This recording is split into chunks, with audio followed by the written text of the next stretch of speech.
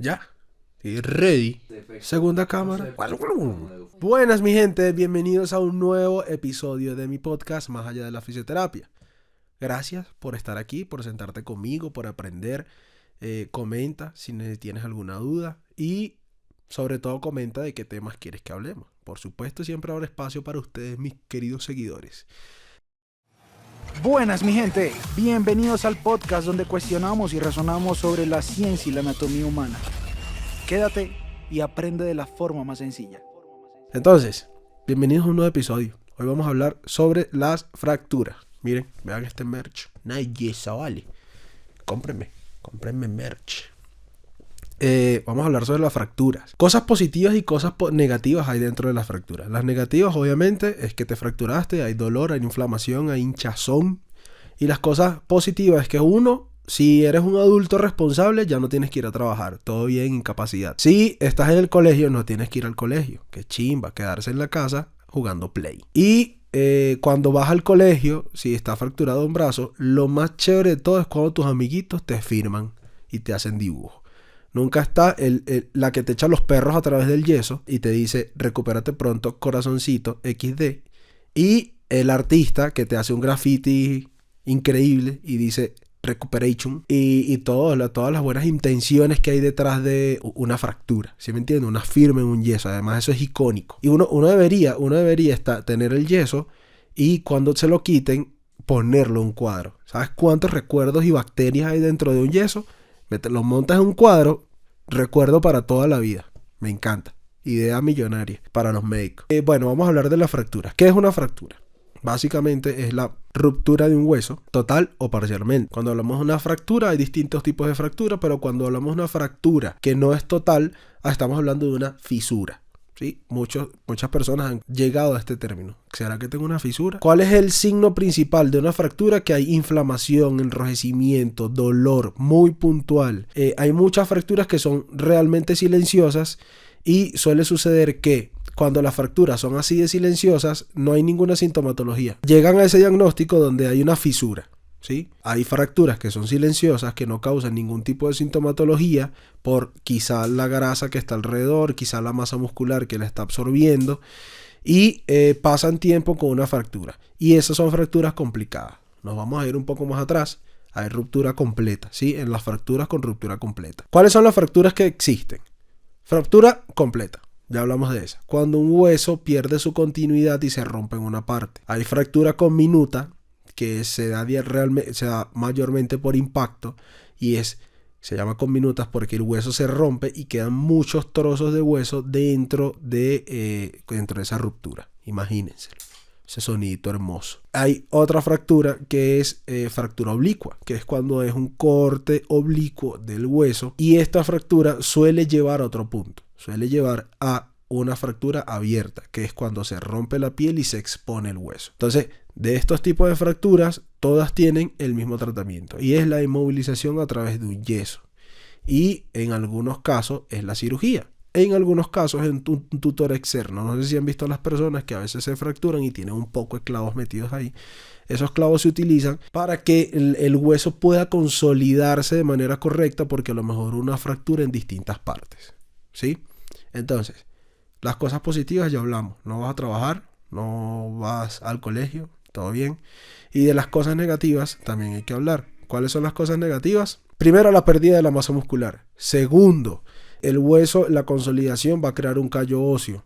Y esto va a hacer que la fascia se reestructure. Entonces hay que hacer tratamiento para la fascia. Hay que hacer tratamiento para la reactivación de la fuerza. Entonces, esos son los términos claros. Desde el punto de vista farmacológico, tienes que consumir un montón de medicamentos para el dolor y antiinflamatorios que obviamente van a dañar tu microbiota. Ya hemos hablado de la microbiota anteriormente y obviamente van a dañar la absorción del hígado, la absorción del estómago, van a hacer un montón de daños. Por ende, durante una fractura es importante que mantengas unos buenos hábitos alimenticios.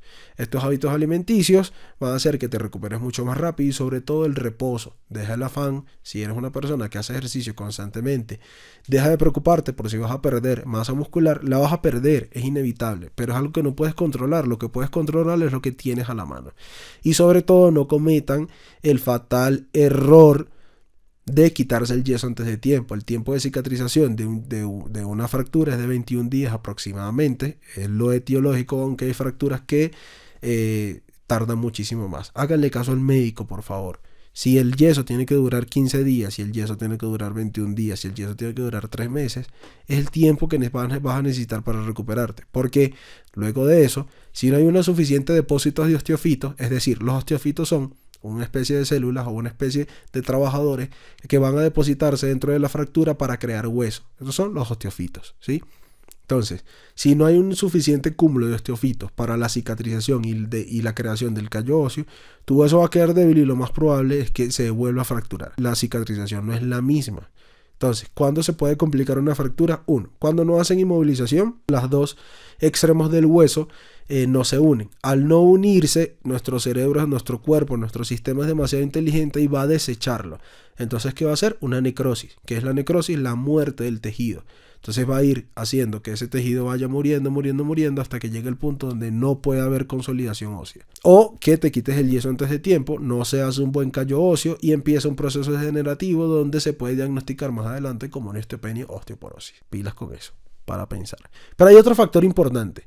Fíjense que nosotros, mis oyentes, gracias, son muchos, en su mayoría son deportistas, ¿sí?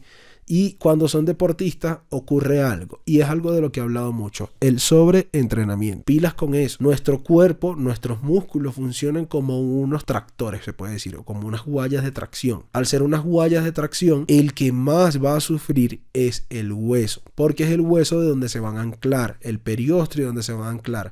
Y si ese anclaje está débil, puede ocurrir algo que se llama fractura por estrés. ¿Qué es la fractura por estrés? Esguinces de tobillos recidivantes, te esguinzas. Va a llegar un punto en que puedes tener un esguince tan fuerte que uno de los extremos se desprende con todo y hueso. Se viene con todo y hueso.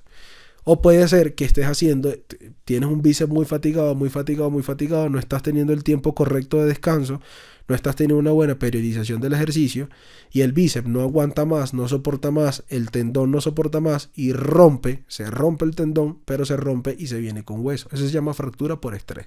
Claramente porque el músculo está demasiado estresado, el hueso está demasiado estresado y se da fractura por estrés. Hay personas que son muy propensas a lesionarse también. No vamos a entrar en la guerra religiosa si Dios te odia o no te odia, pero tienes que aprender a vivir con eso. Menos producción de calcio. Entonces, ¿qué tienes que hacer? Consumir más calcio. Fin de la historia.